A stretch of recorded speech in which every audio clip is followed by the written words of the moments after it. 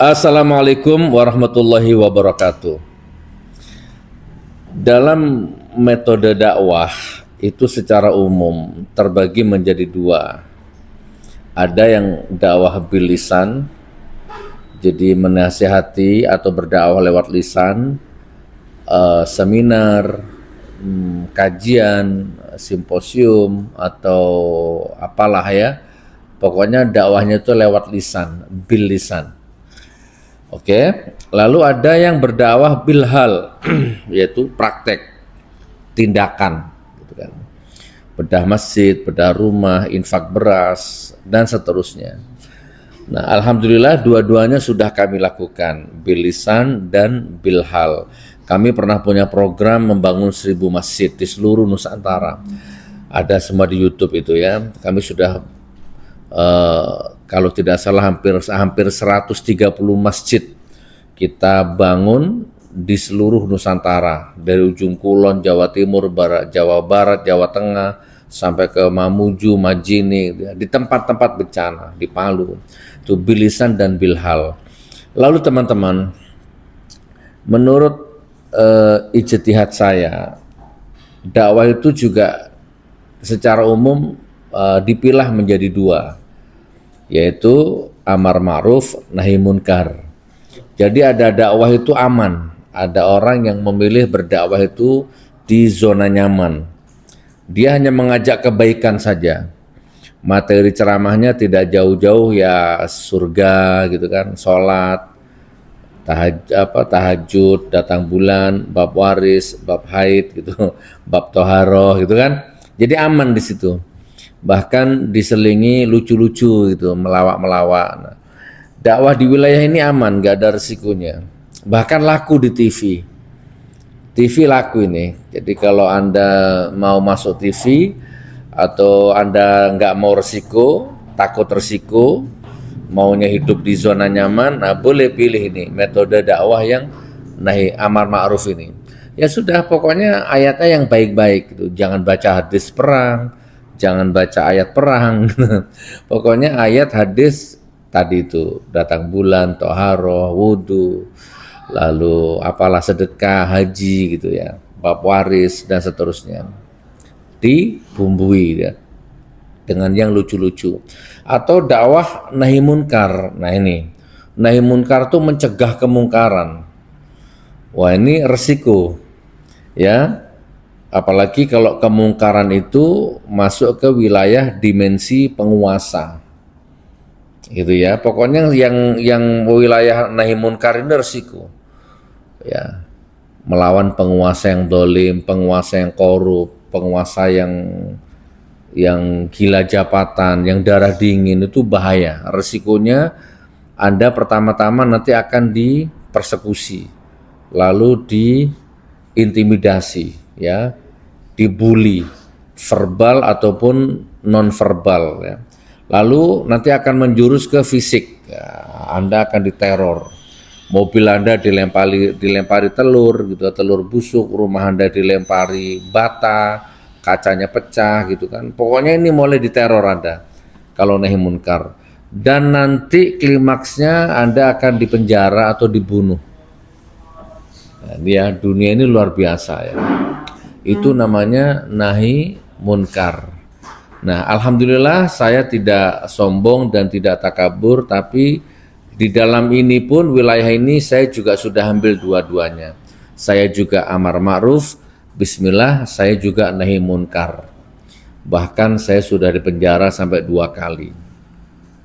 Gitu ya, dibully hampir setiap hari. Tapi alhamdulillah saya tidak membubung tinggi karena dipuji, dan saya tidak jatuh karena dicaci.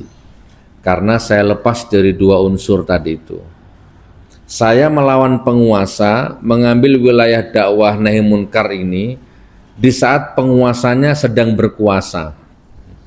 Jadi saya melawan penguasa itu di saat dia sedang berkuasa.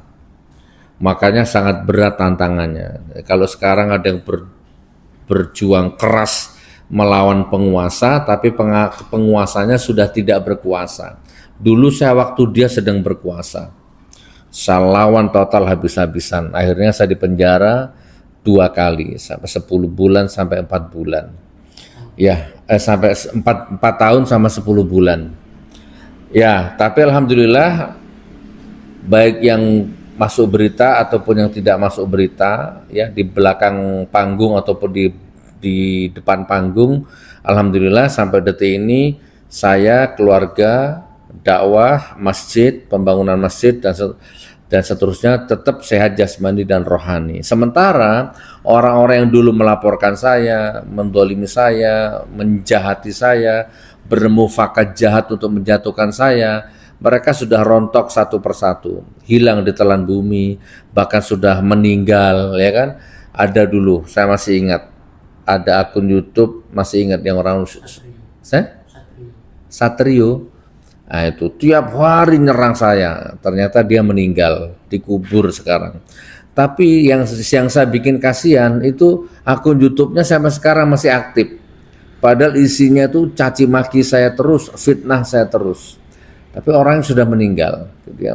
Ada yang sudah diperiksa KPK, ada yang sudah meninggal di hotel, ya, meninggal dengan pelacur, macam-macam, banyak. Oke, teman-teman ya. Itu bil mencegah kemungkaran. Nah, ada yang ketiga ini teman-teman, menarik ini. Yang ketiga ini hasil perenungan saya ya. Kalau tadi amar ma'ruf nahi munkar. Nah, yang ketiga ini dakwah bil amplop bil fulus. Nah, dakwah bil menjilat. Masya Allah. Ini ada ini. Enggak tahu ada apa enggak? Coba saya nanya sama pemirsa di komen ya. Ada nggak Habib, Kiai, Ustadz, Gus, pengasuh pesantren itu dakwahnya itu dia bil jilat, bil amplop, bil fulus. Ini contoh ini, presidennya SBY, muji-muji SBY, bela-bela SBY, nyembah-nyembah SBY. Waktu presidennya SBY umpama ini ya. Pokoknya salah bener, pokoknya SBY itu dewa lah itu. Lalu SBY lengser, ganti Jokowi, maka ganti nyembah Jokowi, muja-muja Jokowi, rezim Presiden Jokowi, menyembah, memuja, menjilat. Tidak peduli walaupun rezim Jokowi itu penipu, munafik, pendusta, laknatullah, terkutuk. Tidak peduli. Menyengsarakan rakyat, meninggalkan hutang puluhan ribu, janjinya dibohongi semua. Gitu kan. Gak peduli, Gus, Kiai, Habib, pengasuh pesantren tetap menjilat, tetap memuji-muji. Yang penting proyeknya lancar, amplopnya lancar, proposalnya lancar, tendernya lancar. Pesantrennya besar, masjidnya besar gitu kan. Pengajiannya megah gitu, karena dibiayai oleh penguasa, karena dia menjilat di penguasa. Nggak penting hak batil, nggak ada, benar salah nggak ada. Yang penting benar terus, jilat terus, sepatunya dijilat, naik sedikit lututnya jilat lututnya. Wah kurang besar bayarannya, naik dikit, jilat pantatnya, gitu kan. Kurang besar lagi proyeknya, makan tainya, astagfirullah, naudzubillah min dzalik. Nah itu Gus, Kiai, Habib itu dakwahnya di situ, dijilat itu. Wah nyerang Prabowo habis-habisan itu. Setelah rezim Jokowi selesai ganti Prabowo. Nah, itu sekarang pindah muji-muji Prabowo, ya kan? Ngalem-ngalem Prabowo, nunduk-nunduk ke Prabowo. Ya pokoknya siapapun presidennya. Nanti tahun depan, 5 tahun depan umpama ini ya, kan nggak apa-apa umpama. Nanti 5 tahun depan presidennya ganti Gus Nur. Nah, Gus Nur jadi presidennya nanti ini. Tiba-tiba Habib, Gus, Kiai, pengasuh pesantren jilat ke saya, langsung tampilkan parang tak pedot dasi. Gak ada jilat-jilatan. Umpama ya. Subhanallah. Itulah ada kiai yang penjilat. Di otaknya itu cuma proposal, duit, proyek, aman, gimana pesantrennya besar, megah. Gitu. Oke, teman-teman, mudah-mudahan manfaat. Assalamualaikum warahmatullahi wabarakatuh.